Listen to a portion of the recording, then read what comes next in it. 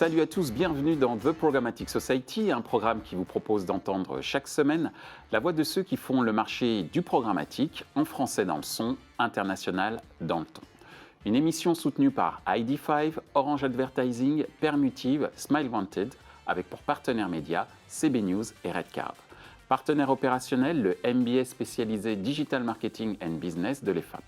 Ce contenu est également accessible en podcast sur les principales plateformes d'écoute. Cette semaine, notre thème est le suivant. Chrome 2022, la fin des cookies signe-t-elle la mort de la tech ? Les annonces de Google sur la fin des cookies dans son navigateur Chrome à horizon 2022 ont fait l'effet d'une bombe dans l'industrie publicitaire mondiale. Quelles sont les solutions qui pourraient voir le jour pour remplacer les cookies ? Les données first party deviennent-elles plus importantes dans un monde sans cookies tiers ? Aura-t-on toujours besoin des données seconde et third party ? Enfin, quels conseils aux éditeurs et aux annonceurs pour se préparer à ce futur sans cookies ? Pour en discuter, Mathieu Roche de ID5, Jonathan Tabot de Permutive, Thomas Mazril de Media.Figaro. Bonjour à tous, bienvenue dans The Programmatic Society. Nous allons parler aujourd'hui d'un sujet brûlant, pour ne pas dire qui enflamme l'ensemble du marché publicitaire, tant au niveau de la France, de l'Europe et du monde même, disons-le, à savoir les annonces de Google autour de sa version 2022 de Chrome et la fin des cookies. Et donc la question est de savoir comment l'industrie va évoluer avec ces évolutions, et notamment l'industrie de la tech.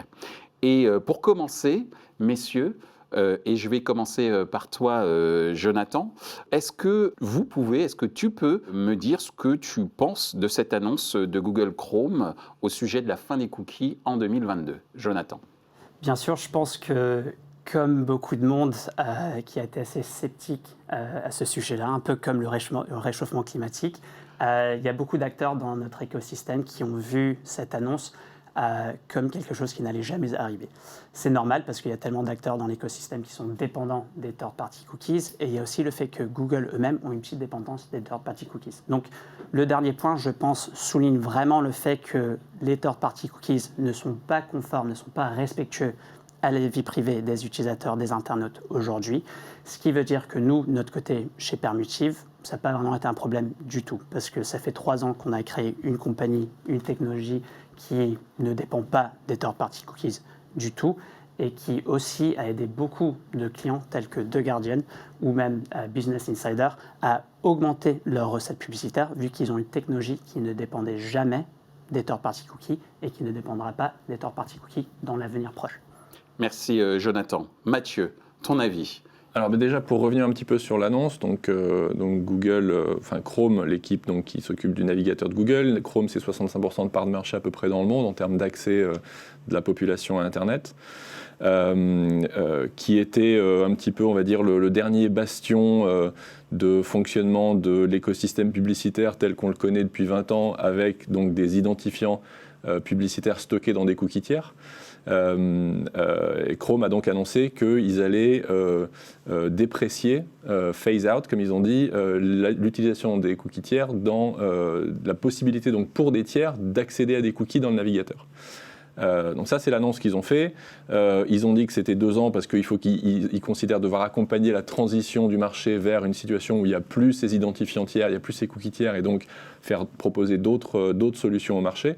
Ce qu'il faut bien comprendre, c'est que, et la raison pour laquelle c'est un sujet brûlant, comme tu le rappelais, c'est que les cookies tiers aujourd'hui, c'est la fondation principale de la publicité numérique. Ce qui intéresse les marques et la raison pour laquelle elles investissent dans le digital, c'est qu'elles sont capables d'identifier leurs cibles, de les adresser avec un nombre de contacts contrôlés et de mesurer la performance de ces investissements. Ces 3 sujets-là, ciblage, capping, attribution, s'appuient sur des identifiants. Et les identifiants qu'on utilise aujourd'hui, tous autant qu'on est, à partir du moment où on veut partager de l'information entre un acheteur et un vendeur, ces identifiants sont stockés dans des cookies tiers. Voilà. Il y a d'autres façons de faire les choses, mais pas dans une logique de partage au sein d'un écosystème, notamment programmatique, qui nécessite qu'un vendeur et un acheteur interagissent par rapport à de la donnée et des informations individuelles. Donc ça remet en question tout cet écosystème-là. Et ça remet en question tout là-dessus. Mon avis par rapport à l'annonce de Chrome ? Ouais. Ils étaient un petit peu dans une position de défense vis-à-vis de Safari et Firefox qui ont déjà pris cette décision. Safari depuis un peu plus de 2 ans, Firefox depuis un peu plus de 6 mois. Et je pense qu'il faut le lire de plusieurs manières. Il y a une position concurrentielle de Chrome par rapport aux autres navigateurs. Ils sont obligés de se mettre au niveau en termes de soi-disant respect de la vie privée parce que les cookies sont vus comme un outil d'atteinte à la vie privée. Donc ils sont obligés de se mettre un petit peu au niveau de Safari et de Firefox. Il faut aussi le lire, je pense, beaucoup sous l'angle des attaques que subit Google, le groupe Alphabet en termes d'abus de position dominante. Une de ces attaques étant liée au fait que notamment les outils publicitaires de Google, la suite DoubleClick historiquement, bénéficient beaucoup de la couverture média des sites de Google, YouTube et AdWords, ce qui crée des problèmes de disparité et de concurrence, illégale, entre guillemets. Voilà, donc il y a beaucoup d'angles de lecture de ce sujet-là. La vérité, c'est que le marché le savait. Ce qui nous manquait, c'était une date. Voilà. Et donc depuis le mois de janvier, on a une date plus ou moins précise. Ils ont dit dans les 2 ans. Mais en tout cas, ça déclenche le compte à rebours de la nécessaire migration de l'industrie publicitaire vers une nouvelle façon de faire les choses. Et on en parlera dans une seconde. Exactement. Merci Mathieu. Thomas, en tant qu'éditeur, nous, en tant qu'éditeur, on a commencé effectivement à avoir, avec Safari, puis ensuite avec Mozilla cet automne, que les revenus et les performances baissaient liées à cette suppression des cookies tiers. Et donc, au moins, le bénéfice de l'annonce de Chrome, c'est l'annonce de la clarté et le fait qu'il y ait une date qui soit anticipée. Derrière, il faut effectivement que nous, les éditeurs, mais aussi toutes les instances de la tech, soient bien représentés au niveau de ces consortiums et de ces groupes de travail qui vont définir et décider de ces nouveaux usages ou de ces nouvelles fonctionnalités qui pourront être utilisées par la tech. Donc c'est peut-être là que pour nous, éditeurs, il faut qu'on soit vraiment très intéressés et qu'on puisse être partie prenante de ces groupes de travail-là. En tout cas, pour la régie Média Figaro, évidemment, c'est un sujet qu'on adresse et c'est un sujet qu'on a commencé à adresser, sur lequel on va beaucoup travailler sur les jours à venir. Merci Thomas. Deuxième question, d'après vous, quelles sont les solutions qui pourraient voir le jour pour remplacer les cookies ? Jonathan. Très bonne question, Michel. Je pense que ce qui est vraiment primordial, c'est qu'on n'essaie pas de remplacer le third-party cookie même. Ce que j'entends par ça, c'est qu'il faut qu'on arrête d'essayer de créer des technologies qui vont copier le third-party cookie, qui est une manière d'identifier une personne à travers le web. Tu penses à quoi ? Il y a plusieurs formes. Il y a du fingerprinting qui est pratiquement illégal. Il y a d'autres formes d'identification que Safari et Chrome ont dit qui vont automatiquement bloquer.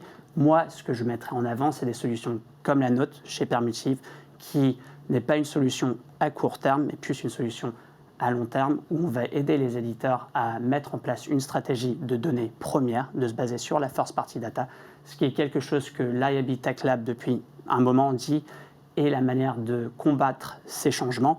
Donc, une solution comme la nôtre qui est basée sur l'edge computing et sur le local storage, le stockage local, est une façon respectueuse de la vie privée des utilisateurs, de ne pas simplement cibler un utilisateur, mais d'avoir du succès dans ce nouveau monde où il n'y aura plus de third-party cookies. Mathieu, tu auras le droit d'avoir un avis différent peut-être, ou peut-être oui, pas. Je suis obligé d'avoir un avis différent parce qu'on peut pas considérer que le futur n'est que dans la valorisation des audiences des éditeurs par les éditeurs, sans que les marques ne puissent participer à cette discussion-là, ce qui est un petit peu la logique dans laquelle tu t'inscris. C'est-à-dire qu'il y a énormément de valeur pour un éditeur à être capable de dire « voilà mon audience, je te la présente et je te dis pourquoi les internautes sont valorisés pour toi ». De l'autre côté de la table de la transaction, il y a un acheteur. Il y a un acheteur qui a aussi sa propre audience, sa connaissance de ses clients, qui veut potentiellement rengager les gens qui sont venus sur son site avec des techniques type de retargeting, qui a envie d'exclure ses clients actuels pour faire de la prospection.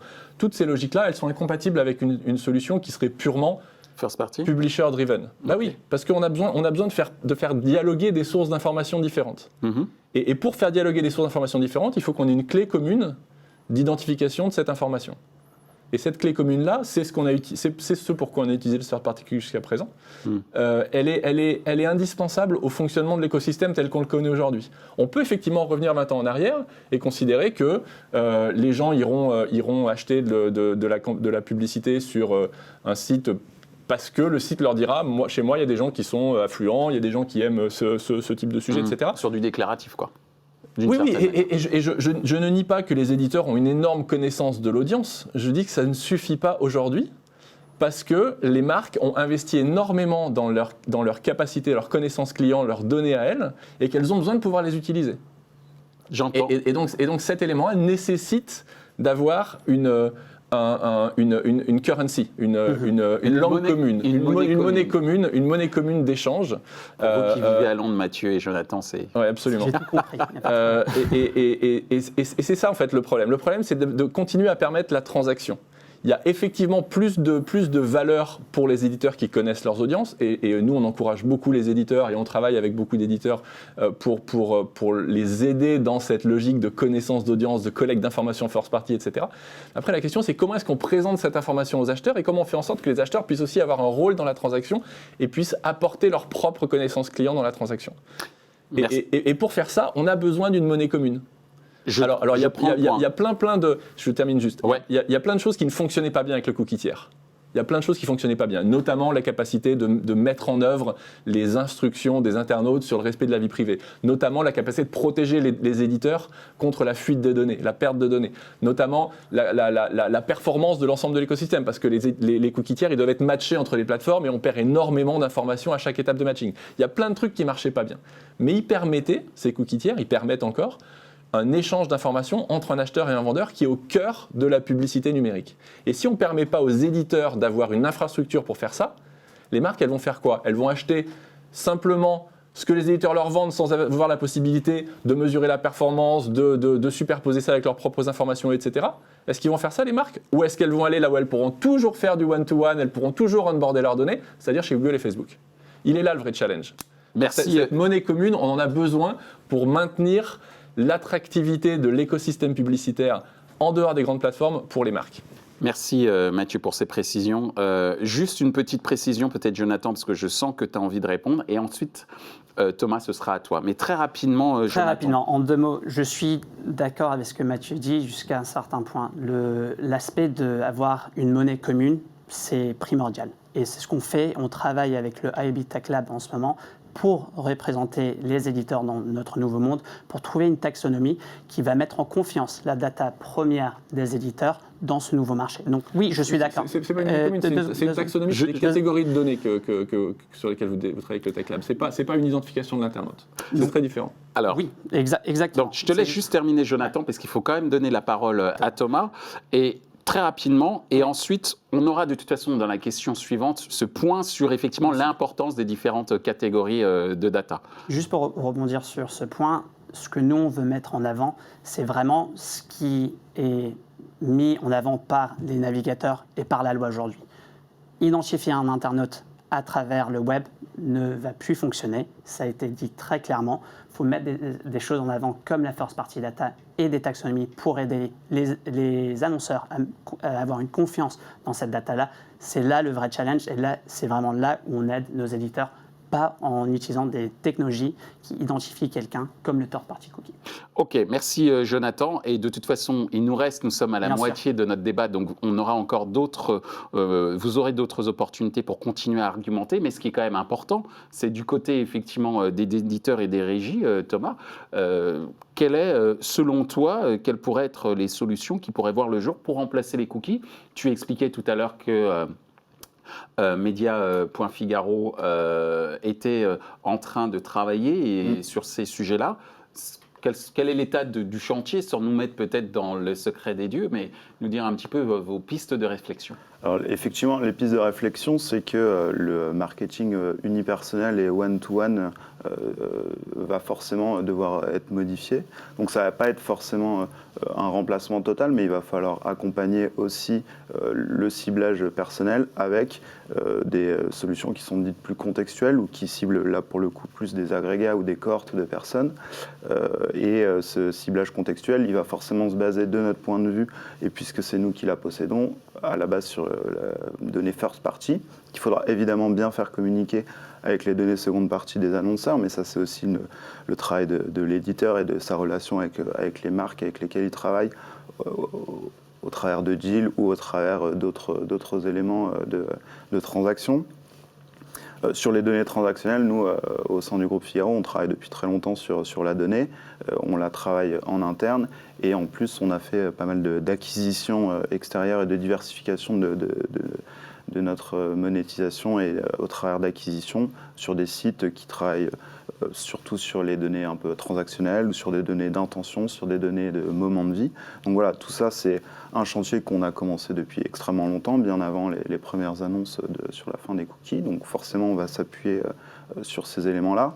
On a aussi évidemment beaucoup de journalistes et de créateurs de contenu qui donc du coup sont les premiers au courant d'exactement quel est le contexte et la sensibilité de l'article qu'ils sont en train de proposer et de mettre sur Internet. Donc on produit énormément de contenu par jour et ces contenus-là, on peut les labelliser aussi facilement.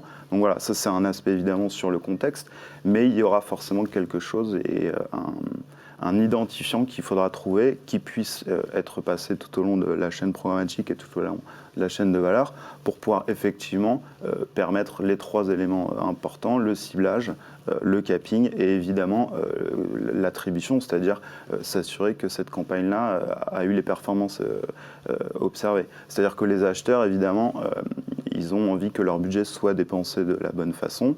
Pour ça, il faut qu'ils aient des indicateurs de performance. Et ces indicateurs de performance, ils sont initialement basés sur les cookies tiers en ce moment-là. Donc, ce qu'évoquait Mathieu. Exactement. Donc il faut trouver un nouvel élément, il faut définir de nouveaux indicateurs ou des indicateurs qui soient basés sur d'autres outils ou d'autres moyens au travers de la chaîne de valeur. Merci Thomas. C'est vraiment important d'arriver à élargir le sujet. C'est pas que un problème de ciblage. Le problème de la data, du ciblage, de la connaissance d'audience est très important, mais c'est aussi un problème de mesure de performance, c'est aussi un problème de diffusion des campagnes. Et ça, c'est quelque chose, c'est peut-être même encore plus important pour les marques d'être capable de diffuser correctement et de mesurer leur performance. Et pour ça, on a besoin d'un identifiant. Les navigateurs ne veulent pas qu'on en ait un pour des raisons soi-disant de vie privée, probablement pour des raisons commerciales aussi. L'industrie publicitaire, via les annonces du Tech Lab la semaine dernière dans le cadre de Project Rearc, a pris une position qui est de dire on a besoin d'un identifiant publicitaire. Donc on est dans une relation conflictuelle. On pense qu'on peut faire un identifiant publicitaire qui soit privacy first. Ce qui n'était pas le cas du cookie tiers. Il ne permettait pas cette logique de respect par design de la privacy et des préférences des éditeurs. On pense qu'on peut le faire et on en a besoin, parce que si on n'en a pas besoin, le CPM moyen sur Safari et Firefox, sans cookies, c'est 40 à 60% inférieur au CPM moyen sur Chrome. Est-ce que c'est ça le futur des éditeurs? C'est 40-60% de perte de leur chiffre d'affaires? Alors en fait, tu es en train d'anticiper un petit peu la prochaine question. Un petit peu, mais pas totalement. Mais voici cette troisième question. Les données first party deviennent-elles plus importantes dans un monde sans cookies tiers? A-t-on toujours besoin des données secondes et third party? Tu as commencé à y répondre un petit peu, Mathieu, mais je vais laisser Jonathan répondre à cette question. Absolument. Je pense que oui, les données first vont devenir la monnaie de l'industrie. Comme j'ai dit tout à l'heure, l'IAB Tech Lab et tous les grands acteurs, les navigateurs disent très clairement que la first party va être la monnaie de l'industrie parce que une des grosses choses qui va changer dans ce monde-là avec la first party, c'est que les éditeurs vont avoir une énorme opportunité de pouvoir augmenter leurs recettes publicitaires provenant de la data, vu que ça va être la monnaie de l'industrie. Donc, les éditeurs ou les gens qui obtiennent cette data-là vont être les seuls à y avoir accès. Donc, les annonceurs vont devoir se rapprocher aux éditeurs pour trouver des moyens pour accéder à ce type de data-là. Je ne pense pas que les third-party cookies seront toujours nécessaires. Je ne suis pas sûr sur la second party, mais ce qui est très clair, c'est qu'aujourd'hui, les navigateurs, la réglementation ont parlé et ils ont dit que ce n'est plus les third-party cookies qui vont exister, ce sera la first party. Mathieu, C'est important de ne pas mélanger les cookies et la data. La notion de first party et de third party cookie, c'est une notion de quel acteur a accès à l'identifiant dans le navigateur. Est-ce que l'identifiant est accessible uniquement au site sur lequel on se trouve, ou est-ce qu'il peut être accessible à des serveurs externes, type des serveurs publicitaires, d'accord ? Ce que les navigateurs ont dit, c'est que les serveurs externes n'auraient plus accès à un identifiant sur le site. D'accord ? Donc ça, c'est la différence entre third party cookie et first party cookie. La notion de données, elle n'a rien à voir avec ça. On peut avoir de la donnée third party accessible par un site ou de la donnée first party accessible par un tiers. On parle de deux choses complètement différentes. La connaissance client des éditeurs de leurs propres audiences est importante, a toujours été très importante, sera toujours importante. D'accord ? Donc ça c'est cette notion de first party data a toujours été importante. La question, c'est comment est-ce qu'on la partage avec des tiers ? Oui. Et jusqu'à présent, on utilisait un cookie tiers pour faire ça. Compris. On n'a plus de cookie tiers. Comment on fait pour partager cette connaissance client avec les acheteurs ? Voilà. Et comment est-ce qu'on fait pour que les acheteurs partagent leur connaissance client avec les éditeurs ? C'est ça l'enjeu. C'est pas est-ce que la donnée tiers, la donnée first, la donnée second, c'est secondaire. Il y aura toujours des échanges de données, il y aura toujours des gens qui ont une connaissance de leurs propres clients, donc ce qu'on va dire leurs données first party, mais qui ont aussi besoin de faire de la prospection. Et par définition, la prospection, ça ne peut pas s'appuyer sur la donnée first party, c'est des gens que tu ne connais pas. Donc tu auras toujours besoin de t'adresser à des prospects parce que tu te dis, a priori, ces gens-là, ils sont plutôt dans ma cible. Et donc il faut que tu sois capable d'utiliser de la donnée tierce, de la donnée externe. Mais dans un contexte où seul le site a un identifiant sur l'internaute. Comment on résout ce problème-là ? Comment on crée cette capacité d'échange d'informations, quelle que soit la source de l'information, dans un univers où seul le site est capable d'identifier l'internaute. C'est le challenge que nous présentent les navigateurs en disant « vous n'aurez plus d'identifiant publicitaire ». Et l'industrie publicitaire, encore une fois, via des initiatives comme ID5, via d'autres, se met en ordre de marche pour recréer un identifiant publicitaire qui fonctionne mieux, qui n'ait pas besoin d'être matché, qui soit plus performant, qui soit plus respectueux de la vie privée des internautes, qui soit... Identity et privacy, c'est la même chose en fait. Hein. C'est deux faces de la même médaille. Et en ayant un identifiant plus solide, plus permanent, mieux contrôlé, on est capable de recréer une capacité d'identification pour les marques et les éditeurs qui soit beaucoup plus efficace. Merci Mathieu. Je vous donnerai après mon avis, après que Thomas ait donné le sien, je vous donnerai une sorte d'avis, c'est une observation plus qu'un avis. Thomas. C'est sûr qu'effectivement, il va falloir qu'on puisse recréer une conversation qui restera automatisée et qui pourra continuer à utiliser les canaux actuels du programmatique ou du RTV. Donc il va falloir continuer à avoir une conversation entre les annonceurs, les acheteurs et les éditeurs, ça c'est certain. Après, sur la first party data, cette first party data, même nous, à l'heure actuelle, avec la fin des cookies tiers, elle peut être difficilement utilisable, ne serait-ce qu'au sein de noms de domaines différents qui appartiennent tous pourtant au groupe Figaro. Donc voilà, il y a quand même un enjeu ici aussi, un enjeu technologique d'adresser à la fois cette first party qu'on a collectée pour pouvoir ensuite la faire diffuser, la faire bénéficier à l'ensemble des sites du groupe.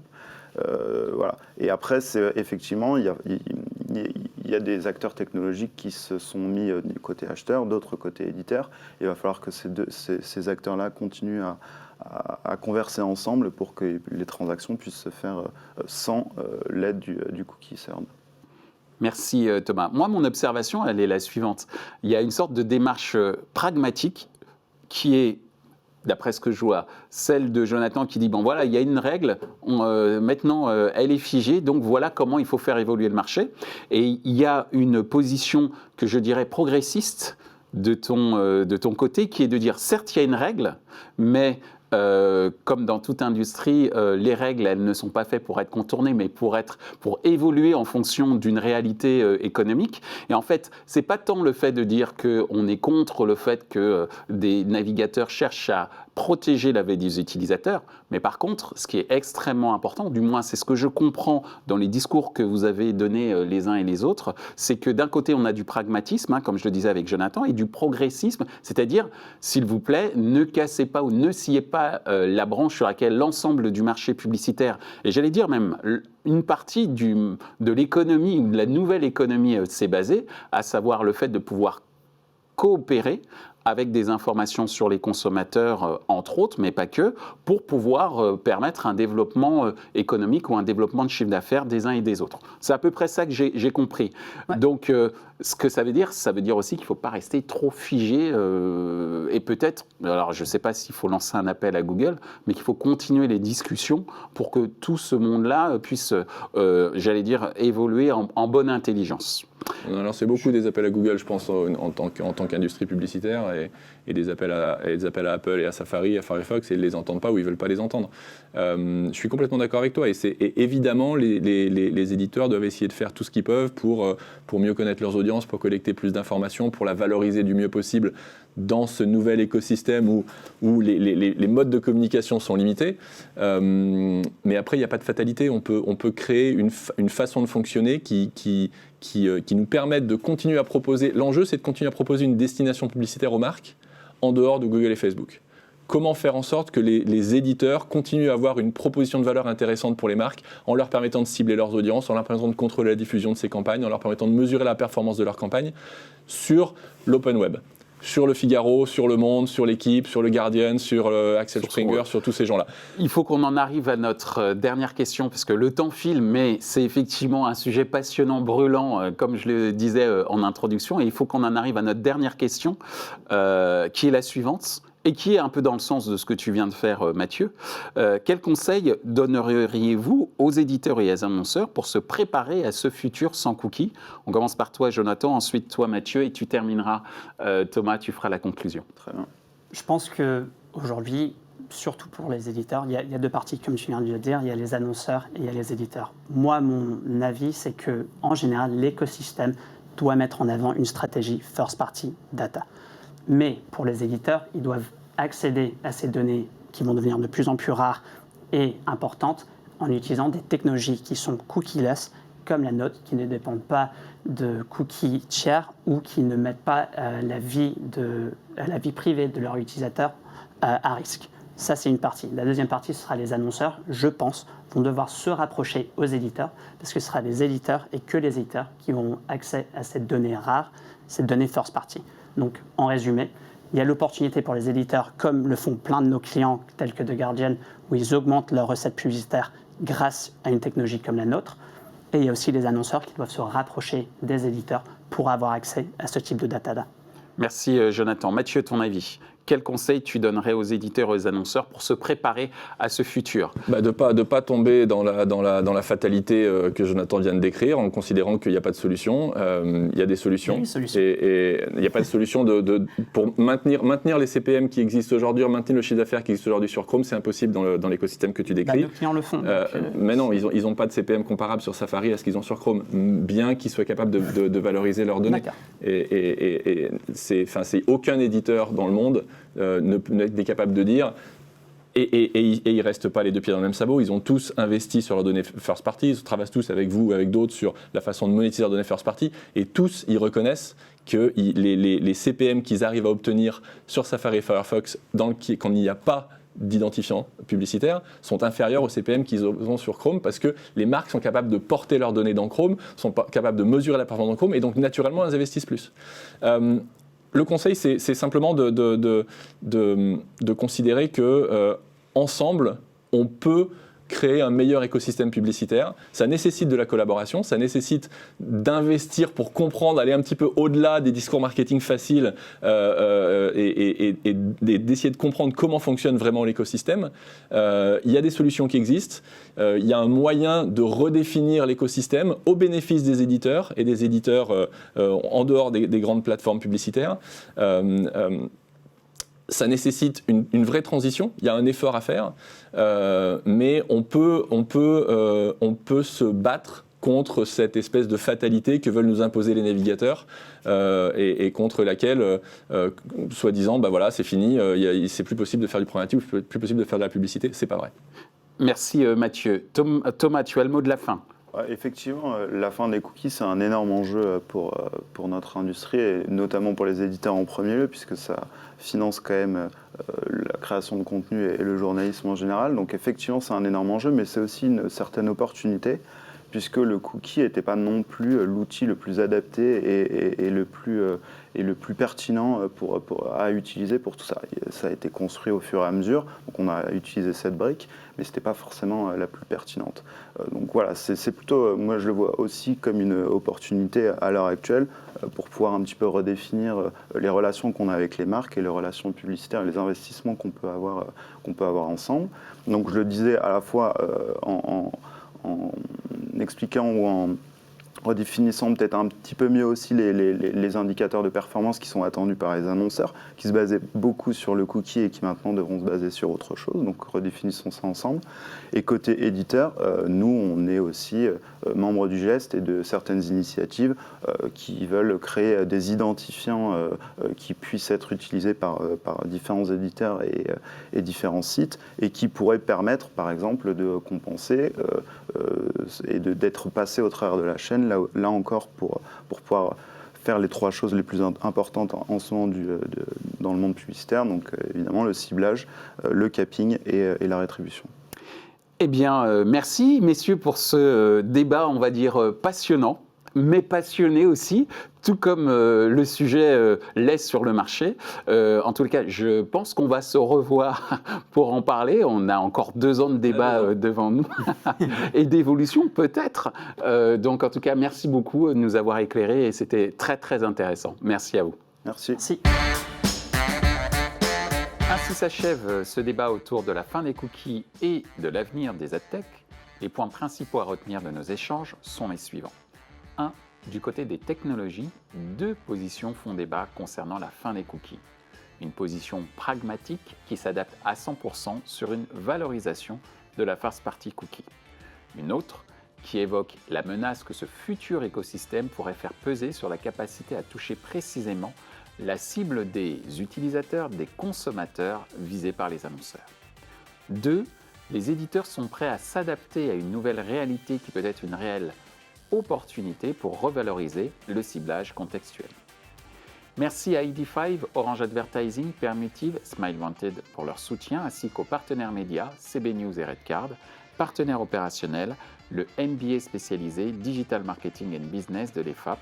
Merci également à l'ensemble des équipes d'Atelier B pour la réalisation de ce programme, traduction et sous-titrage par Uptown.